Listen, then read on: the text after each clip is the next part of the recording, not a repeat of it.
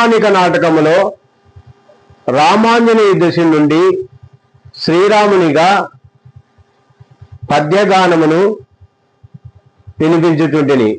ప్రజలందరూ కూడా ఆసక్తిగా విని మమ్మల్ని ఆదరించగలరని మీ అందరికీ నా హృదయపూర్వకంగా తెలియజేసుకుంటున్నాను.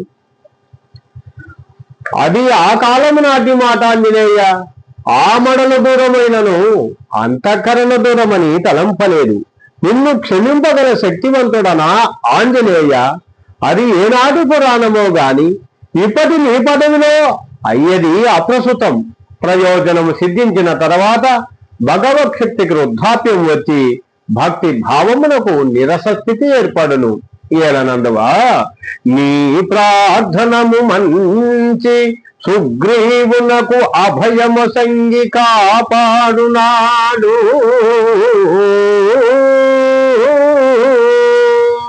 వైరుధ్యమే లేని వాలిని బరిమాటి సామ్రాజ్య దానం సలుపునాడు. అసురాలి చేత నిన్ను అంతముగానిక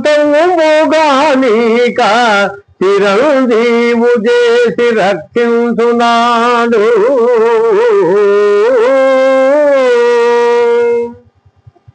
దైత్యమర్దనకగ్రతాంగోళమిత్యుచే విశ్వవిఖ్యాతి కల్పించునాడు.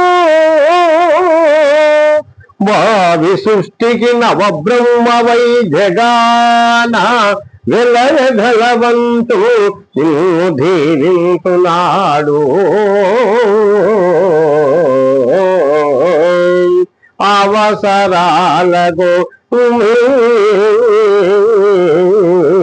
అవసరాలకు నిలవేల్పునైతి గాని నేడు పని ఏమి శ్రీరాము తోడ మీగో. ఆ